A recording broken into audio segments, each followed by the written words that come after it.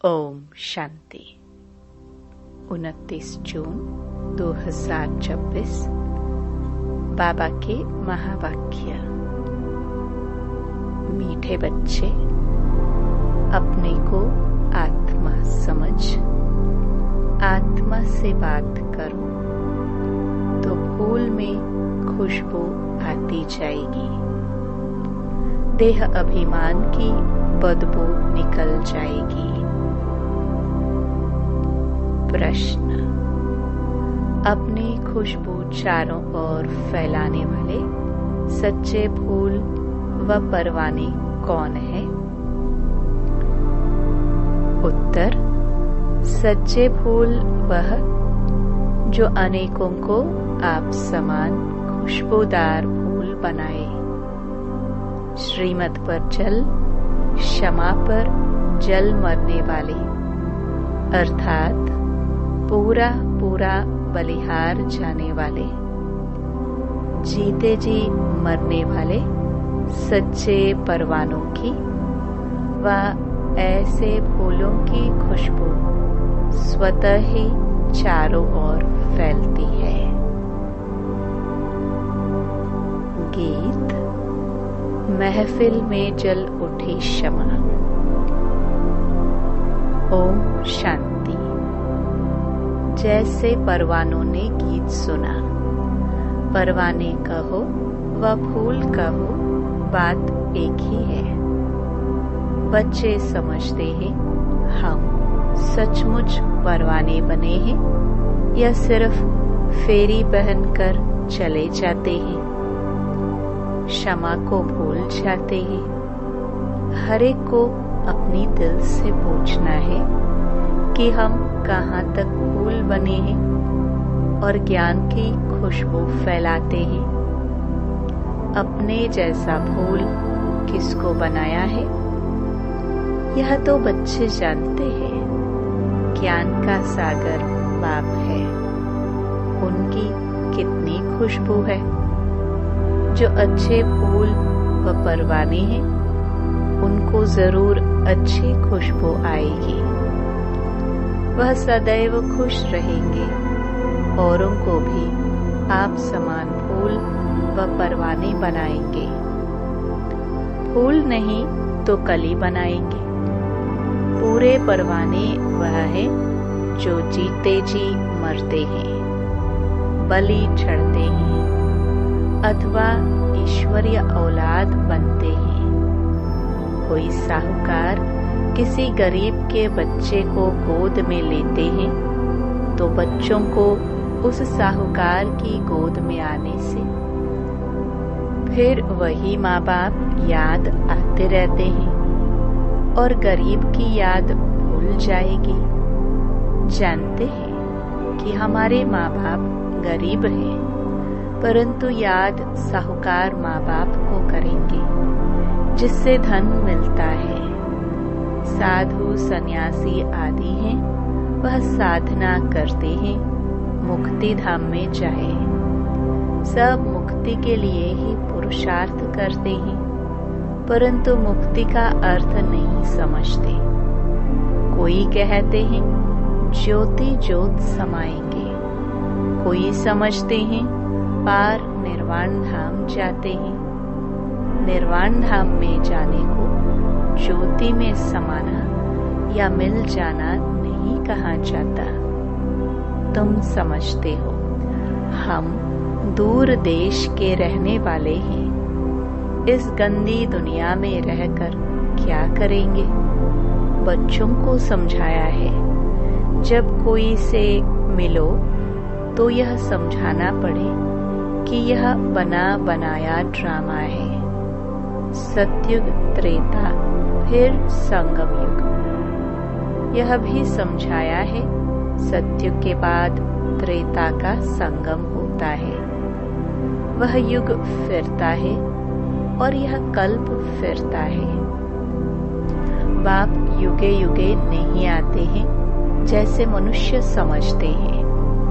बाप कहते हैं जब सब तमो प्रधान बन जाते हैं, कलयुग का अंत होता है, उस कल्प के संगम पर आता हूँ। युग पूरा होता है तो कलाएं कम होती है। यह तो जब पूरा ग्रहण लग जाता है तब मैं आता हूँ। मैं युगे युगे नहीं आता हूँ। यह बाप बैठ परवानों को समझाते हैं। परवानों में भी नंबरवार है। कोई तो जल मरते हैं, कोई फेरी पहनकर चले जाते हैं। श्रीमत पर तुम ही चल सकते हो। अगर कहाँ भी श्रीमत पर न चले तो माया पिछाड़ती रहेगी। श्रीमत का बहुत गायन है। श्रीमद् भगवत गीता कहाँ जाता है। शास्त्र तो बाद में बैठ जिन्होंने बनाए तो उस समय बुद्धि रजो होने कारण समझा कि श्री कृष्ण द्वापर में आया। मैं आता ही तब हूँ जब आदि सनातन देवी देवता धर्म प्रायलोप हो जाता है। बाकी सब धर्म रहते हैं। ऐसे नहीं कि वह देवता धर्म वाले मनुष्य गुम हो जाते हैं, परंतु यह भूल जाते हैं कि हम देवी देवता धर्म के थे। अपना हिंदू धर्म कह देते हैं। यह भी ड्रामा में नूंद है। जब भूले तब तो फिर मैं आकर देवी देवता धर्म की स्थापना करूं। यह एक ही बाप है जो आकर दुख धाम से सुख धाम का मालिक बनाते हैं। तुम कहेंगे अभी हम नरक के मालिक हैं। दुनिया को तमो प्रधान तो बनना ही है।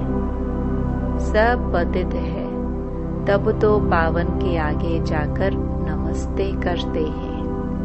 अब बाप कहते हैं श्रीमत पर चलो। जन्म जन्मांतर का बोझा सिर पर बहुत है, नहीं तो त्राही त्राही करना पड़ेगा। वह तो समझते हैं आत्मा निर्लेप है, परंतु नहीं। आत्मा ही सुख दुख देखती है, यह कोई समझते नहीं। बाबा बार बार समझाते हैं मंजिल बहुत भारी है। इस समय तुम पुरुषार्थ करते हो जबकि दुखी हो।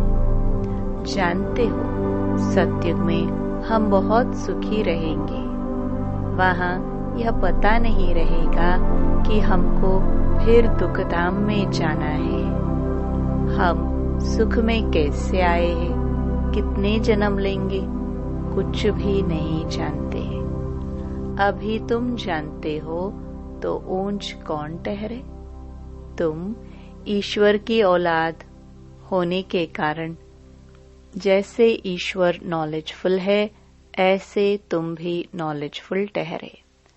अभी तुम ईश्वरीय औलाद हो, परंतु नंबरवार। कोई तो बड़े मस्त है, समझते हैं हम बाबा की मत पर चलते रहते हैं। जितना मत पर चलेंगे उतना श्रेष्ठ बनेंगे। बाप सम्मुख बैठ बच्चों को समझाते हैं, बच्चे देह अभिमान छोड़ दो, देही अभिमानी बनो, निरंतर याद करो। बाप तो सदैव है ही सुखदाता। ऐसे नहीं कि दुख भी बाप ही देते हैं। बाप कभी बच्चों को दुख नहीं देंगे। बच्चे अपनी उल्टी चलन से दुख पाते हैं। बाप दुख नहीं दे सकते हैं। कहते हैं हे भगवान बच्चा दो तो कुल वृद्धि को पाएगा। बच्चे को बहुत प्यार करते हैं, बाकी दुख अपने कर्मों का ही पाते हैं। अब बाप तुम बच्चों को बहुत सुखी बनाते हैं। कहते हैं श्रीमत पर चलो। आसुरी मत पर चलने से तुम दुख पाते हो। बच्चे बाप अथवा टीचर अथवा बड़ों की आज्ञा ना मानने से दुखी होते हैं। दुखदाई खुद बनते हैं, माया के बन पड़ते हैं। ईश्वर की मत अब ही तुमको मिलती है। ईश्वरीय मत की रिजल्ट 21 जन्म चलती है, फिर आधा कल्प माया की मत पर चलते हैं। ईश्वर एक ही बार आकर मत देते हैं, माया तो आधा कल्प से मत देती ही रहती है। बाप एक ही बार मत देते हैं, माया की मत पर चलते 100% दुर्भाग्यशाली बन पड़ते हैं। जो अच्छे अच्छे फूल हैं वह उसी खुशी में सदैव मस्त रहेंगे। नंबरवार है ना, परवाने कोई तो बाप के बन श्रीमत पर चल पड़ते हैं। गरीब ही अपना पोता में लिखते हैं। साहूकारों को डर लगता है कि यहाँ हमारे पैसे ले न लेवे। साहूकारों के लिए बड़ा मुश्किल है। बाप कहते हैं मैं गरीब निवाज हूँ। दान भी हमेशा गरीबों को ही दिया जाता है। सुदामा की बात है ना, चावल चपटीले उनको महल दे दिए। तुम हो गरीब, समझो कोई के पास 25-50 रुपए हैं, उनमें से 20-25 पैसे देता है। साहूकार 50,000 दे तो भी इक्वल हो जाता है। इसलिए गरीब निवाज नाम गाया हुआ है। साहूकार लोग भी कहते हैं हमको फुर्सत नहीं मिलती, क्योंकि पूरा निश्चय नहीं है। तुम हो गरीब, गरीबों को धन मिलने से खुशी होती है। बाबा ने समझाया है, यहाँ के गरीब वहाँ साहूकार बन जाते हैं और यहाँ के साहूकार वहाँ गरीब बन जाते हैं। कई कहते हैं हम यज्ञ का ख्याल रखें व कुटुंब का ख्याल रखें। बाबा कहते हैं तुम अपने कुटुंब की बहुत अच्छी संभाल करो। अच्छा है जो तुम इस समय गरीब हो। साहूकार होते तो बाप से पूरा वर्षा ले नहीं सकते। सन्यासी ऐसे नहीं कहेंगे, वह तो पैसे लेकर अपनी जागीर बनाते हैं। शिव बाबा थोड़ी बनाएंगे। यह मकान आदि सब तुम बच्चों ने अपने लिए बनाए हैं। यह किसकी जागीर नहीं, यह तो टेम्पररी है, क्योंकि अंत समय बच्चों को यहाँ आकर रहना है। हमारा यादगार भी यहाँ है, तो पिछाड़ी में यहाँ आकर विश्राम लेंगे। बाप के पास भागेंगे वह जो योग युक्त होंगे। उन्हों को मदद भी मिलेगी। बाप की बहुत मदद मिलती है। तुमको यहाँ बैठ विनाश देखना है। जैसे शुरू में बाबा ने तुम बच्चों को बहलाया है, फिर पिछाड़ी में बहलाने शुरू करेंगे। बहुत प्यार करेंगे। जैसे वैकुंठ में बैठे हैं, बहुत नजदीक होते जाएंगे। यह तो समझते हैं कि हम यात्रा पर हैं, थोड़े समय के बाद विनाश होगा। तुम बहुत खुश हो जाएंगे। बस हम जाकर प्रिंस बनेंगे। किस्म किस्म के फूल है। हर एक बच्चे को समझना चाहिए मैं कितनी ज्ञान की खुशबू दे रहा हूँ, किसको ज्ञान और योग की शिक्षा देता हूँ। जो करते हैं वह अंदर प्रफुल्लित रहते हैं। बाबा जान जाते हैं कि यह किस अवस्था में रहते हैं। इनकी अवस्था कहाँ तक गैलप करेगी। गैलप उनकी करेगी जो परवाना बन चुका होगा। बाप समझाते हैं माया के तूफान तो बहुत आएंगे, उनसे अपने को बचाना है। अभी यह राजयोग परमपिता परमात्मा आकर सिखलाते हैं। परमात्मा आकर आत्माओं को समझाते हैं। आत्मा को ज्ञान है। मैं आत्मा अपने इस ब्रदर आत्मा को समझाती हूँ। जैसे परमात्मा बाप हम आत्मा बच्चों को समझाते हैं। हम भी आत्मा हैं। बाबा हमको सिखलाते हैं। हम फिर इन आत्माओं को समझाता हूँ। परंतु यह आत्मापन का निश्चय न होने से अपने को मनुष्य समझ मनुष्य को ही समझाते हैं। मैं परम आत्मा तुम आत्माओं से बात करता हूँ। तुम आत्मा को सुनाते हो। ऐसे तुम देही अभिमानी होकर किसको सुनाएंगे तो वह तीर झट लगेगा। अगर खुद ही देही अभिमानी नहीं रह सकते तो धारणा करा नहीं सकते। यह बड़ी ऊंची मंजिल है। बुद्धि में यह रहना चाहिए कि हम इन ऑर्गन से सुनते हैं। बाप कहते हैं हम आत्माओं बच्चों से बात करते हैं। बाबा का फरमान है अशरीरी नंगे बनो, देह अभिमान छोड़ो, मेरे को याद करो। यह बुद्धि में आना चाहिए। हम आत्मा से बात करता हूँ, शरीर से नहीं। भल फीमेल है, उनके भी आत्मा से बात करते हैं। तुम समझते हो हम बाबा के तो बन गए, परंतु नहीं। इसमें बड़ी सूक्ष्म बुद्धि चलती है। मैं आत्मा हूँ, मैं इनकी आत्मा को समझाता हूँ। यह हमारा भाई है, इनको रास्ता बताना है। आत्मा समझ रही है। ऐसे समझो तब आत्मा को तीर लगे। देह को देखकर सुनाते हो तो आत्मा सुनती नहीं है। पहले यह वार्निंग दो कि मैं आत्मा से बात करता हूँ। आत्मा को ना तो मेल न फीमेल कहेंगे। आत्मा तो न्यारी है।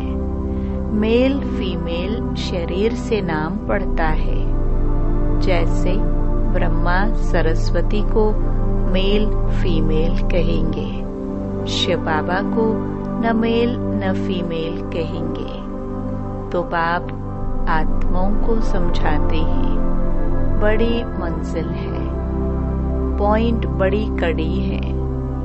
आत्मा को इंजेक्शन लगाना है, तब देह अभिमान टूटता है। नहीं तो खुशबू नहीं आएगी, ताकत नहीं रहेगी। बात बहुत छोटी है। हम आत्मा से बात कर रहे हैं। बाप कहते हैं तुमको वापस जाना है, इसलिए देही अभिमानी बनो, मन मना भव।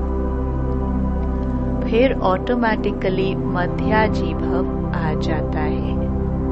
अभी बड़ी सूक्ष्म बुद्धि मिलती है।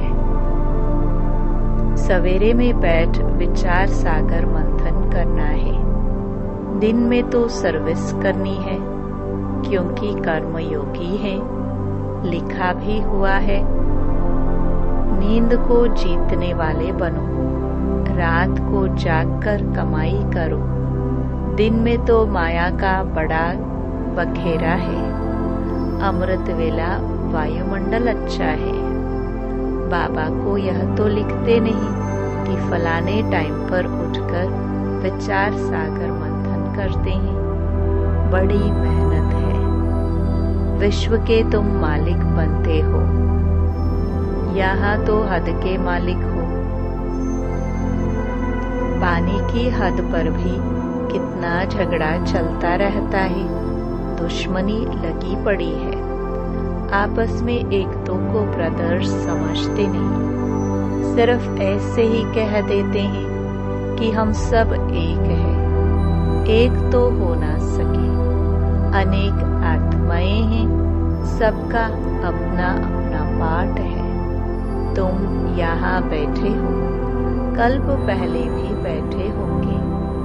पत्ता हिला ड्रामानुसार, ऐसे नहीं पत्ते पत्ते को परमात्मा हिलाते हैं। ऐसी ऐसी बातें समझकर फिर समझाओ। हर एक समझ सकते हैं कि हम परवाने बने हैं।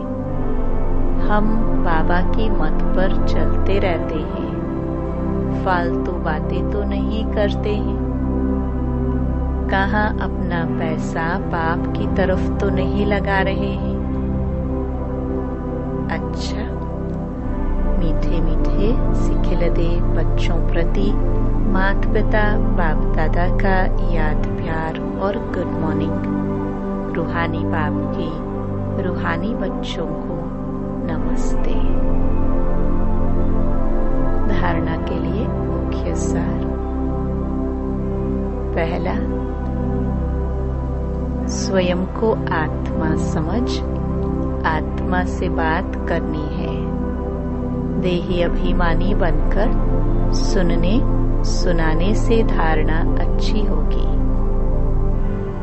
दूसरा, नींद को जीतने वाला बनना है। रात को जागकर कमाई करनी है। विचार सागर मंथन करना है। किसी भी फालतू बातों में अपना समय नहीं गंवाना है। वरदान, तपस्या द्वारा अपने विकर्मों व तमोगुण के संस्कारों को भस्म करने वाले तपस्वी मूर्त भव।